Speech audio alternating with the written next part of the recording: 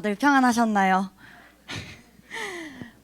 사실 목회자라는 소명을 깨닫고 신학교에 입학하고 처음으로 여기 강단에 서서 이제 성도분들 앞에서 말씀을 나누는 자리여서 너무 많이 떨려서 진짜 최근 일주일 동안 계속 목사님이나 전도사님이나 저희 학교 교수님들께 첫 설교 어떠셨어요? 하고 질문을 많이 드렸었는데요.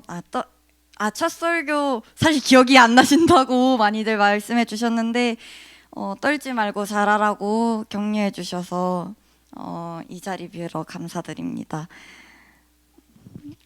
사실 지금도 많이 떨고 있고 아직 많이 부족한 학생이라 사실 어제 너무 떨어서 실수도 많이 했는데 넓은 마음으로 들어주시면 감사하겠습니다.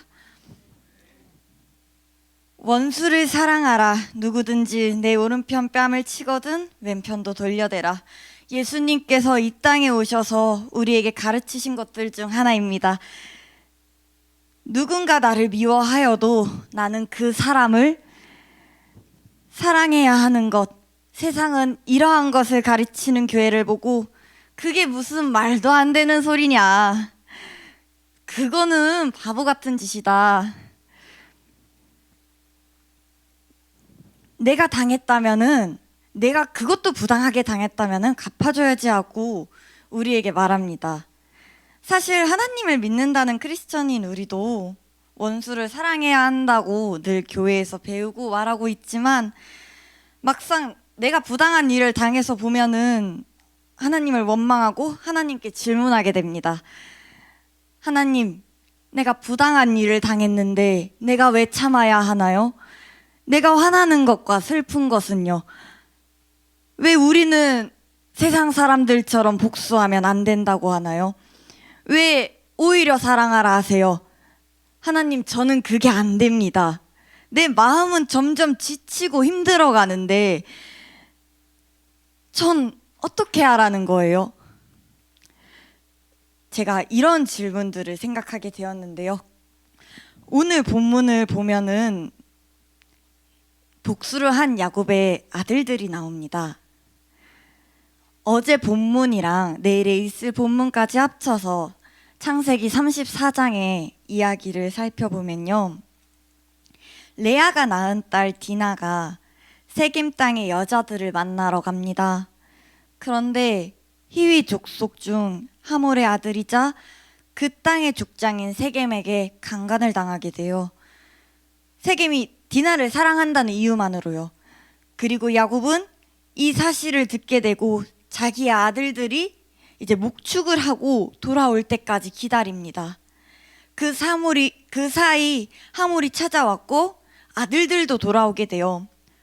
이제 돌아온 아들들도 디나의 사건을 듣게 됩니다. 강간을 당하였다는 사실을요. 그것도 이방인에게. 그래서 야곱의 아들들은 근심하고 심히 노합니다. 이제 메시지 성경이라는 이제 현대의 말로 이제 현대 상황처럼 풀어낸 성경이 있는데요. 이 성경에서는 근심하고 심히 노하였다는 표현을 몹시 흥분하여 분노를 억누르지 못했다고 나옵니다. 그런데 이렇게 분노가 활활 솟아오르는 이 정말 터지기 1초 전에 그 불난 집인 야곱의 집에 하몰이 더 부채질을 하는 말을 해요. 하몰이 디나의 사건에 대해서 그게 얼마나 여자로서 얼마나 무서웠고 눈물이 나고 이게 뭐지? 나는 혼전순결하라고 배웠는데 이게 뭐지? 하면서 엄청 무서웠을 텐데 그 사랑하는 딸을 사랑하는 누이한테 그런 일이 생겼는데도 하몰은 사과를 하지 않아요. 오히려 이런 말을 합니다. 내 아들이 당신의 딸을 사랑하니까 당신의 딸을 원하니까 결혼을 시키자. 그렇게 제안을 합니다. 그리고 이제 다른 사람들도 나의 딸 이제 우리 세겜에 있는 딸들과 결혼하여서 세겜 땅에서 한 가족이 되자고 합니다. 그리고 세겜도 말합니다. 무엇을 원하든지 값을 치르겠습니다. 뭐든 다 주겠습니다. 그러니 당신들의 누이를 달라고 합니다. 이 야곱의 아들들은 분노에 정말 복수의 심에 불타올라 속여 대답합니다. 우리는 할례 받지 않은 사람들에게 누이를 줄 수 없습니다. 너희 중 모든 남자가 할례를 받게 된다면 누이를 결혼시키도록 하겠습니다. 그렇지 않으면 저희는 누이를 데리고 떠나겠습니다. 이렇게 속이고서는 내일 본문에서는 할례로 세겜 땅 남자들이 아파할 때 성을 기습하여 다 죽입니다. 세겜의 디나 강간 사건과 거짓말과 살인으로 자신의 누이를 강간한 세겜에게 복수를 한 야곱의 아들들이 나오는 창세기 34장은 강간, 분노, 속임, 탐욕, 살인, 폭력, 자기중심주의, 부끄러운 일이 있는 읽기 애매한 장이었어요. 가장 지저분한 장 중에 하나라고도 말할 수 있는 장이었어요. 사실 처음에 이 말씀을 가지고 제가 무엇을 전할 수 있을까, 어떻게 전해야 할까 많이 계속 고민하고 고민했습니다. 이제 주석도 찾아보고 말씀도 이제 한 문장 한 문장 나눠가면서 이건 이렇게 메시지를 전하면 되지 않을까, 이런 부분에서는 이런 답을 전하면 되지 않을까 하여서 여러 가지를 찾았었는데요. 그런데 어제 제가 메시지 컨텐츠를 만드는 수업에 교수님께서 말씀하시더라고요. 질문에서부터 던져라. 질문에서부터 시작하라. 그리고 많은 대답들로 주절주절 하는 것보다 가장 말해주고 싶은 한 문장만 생각하라.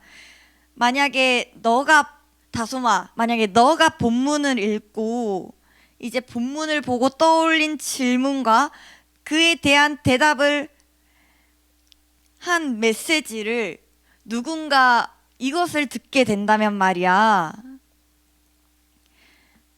누군가 너와 같은 질문을 하게 되어서 이 메시지를 듣게 된다면 말이야, 그 메시지를 듣고 이 본문을 다시 찾아보고 다시 그 사람 스스로 묵상할 수 있도록 그렇게 도와야 해 라고 말씀해 주셨어요. 그래서 아까 제가 말했던 왜 우리는 참아야 하나요? 같은 질문을 하게 되었고, 저는 본문을 묵상하면서 그것에 대한 답으로 한 문장을 떠올리게 됩니다. 우리가 왜 참아야 하냐면 참지 않아서 한 복수와 미움에는 하나님이 없기 때문입니다.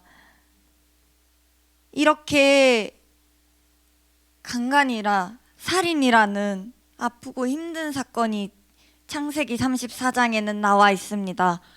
하지만 창세기 34장을 1절부터 끝까지 한번 자세히 잘 읽어보면은 하나님의 이름이 언급되지 않는 것을 알 수 있어요. 저희는 분명히 아브라함과 이삭과 야곱은 가르치지 않았을까요? 너희가 힘든 일이 생겼을 때, 너희가 아픈 일이 생겼을 때, 너희가 좌절할 때, 어떤 한 일이 있든지 하나님께 구하면서 하나님 어떻게 해야 할까요? 질문을 하라고 가르치지 않았을까요? 근데 이러한 사건이 있는데도 창세기 34장에는 하나님의 이름조차 언급이 되지 않고 있습니다. 구하지도 않고 할례는 이스라엘과 하나님의, 아브라함과 하나님의 언약의 표시예요. 그리고 쭉 이어져 내려오면은 이스라엘과 하나님의 언약의 표시입니다. 이것을 멋대로 하나님과의 언약의 표시를 멋대로 복수의 도구로 사용하고 그걸 통하여서 살인이란 죄를 지어버립니다.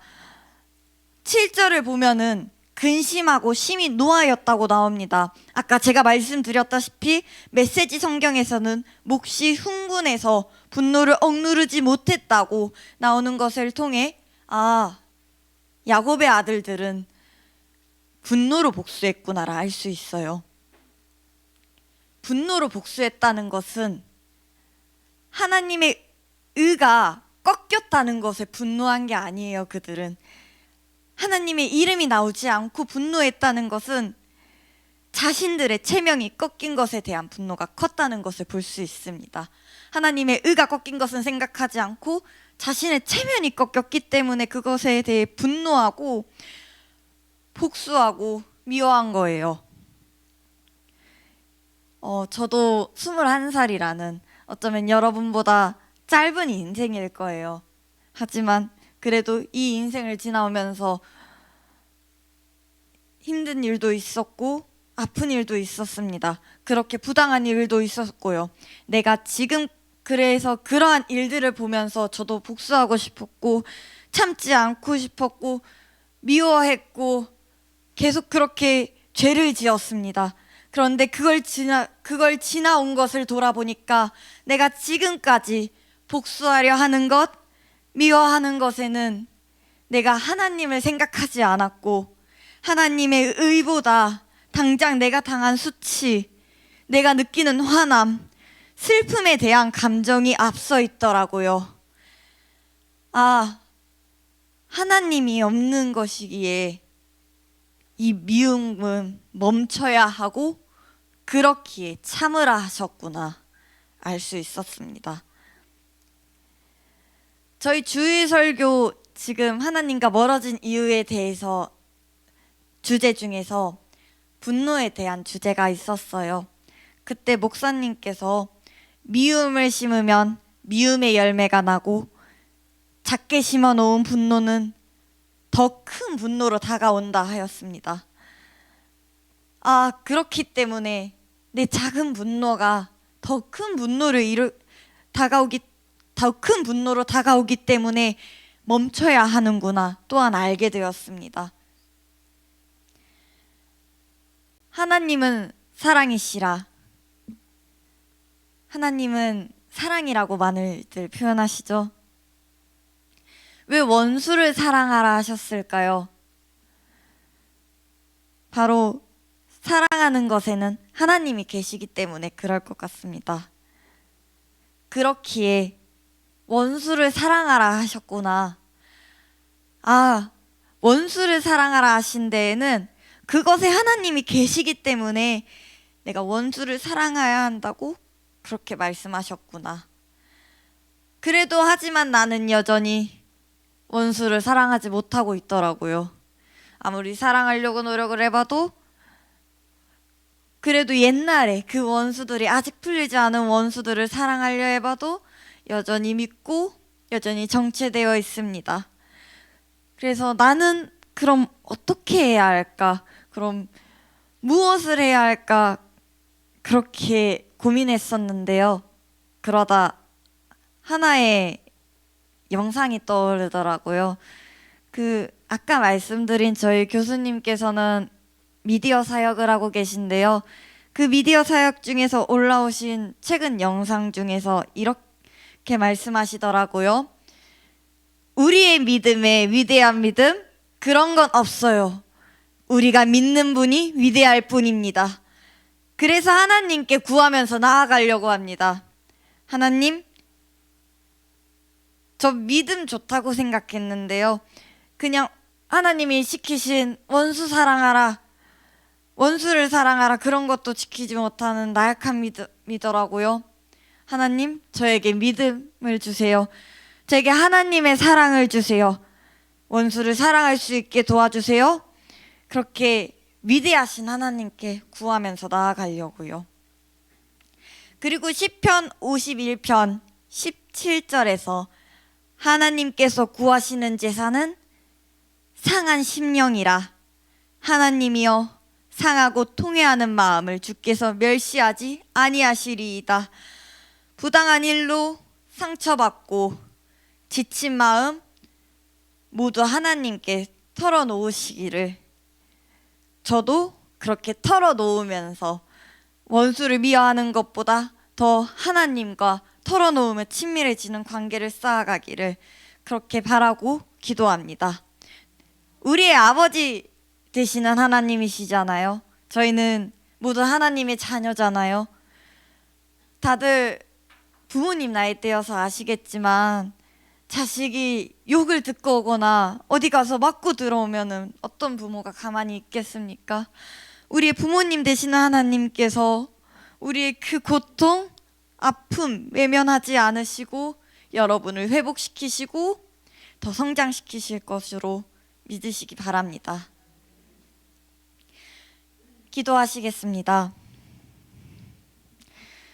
하나님, 우리가 부당한 일에 대한 분노에 휩싸여 복수하고 미워하여 하나님 없는 행동하지 않도록 도와주세요. 하나님의 넘치는 사랑으로 잠잠하게 참고 기다리며 분노를 잠재울 수 있도록 더 사랑할 수 있도록 도와주세요. 오늘 하루도 주님께 맡겨드립니다. 각자 가지고 나온 기도 제목들 모두 들으시고 기억하여 주세요. 감사드리며 예수 그리스도의 이름으로 기도드립니다. 아멘.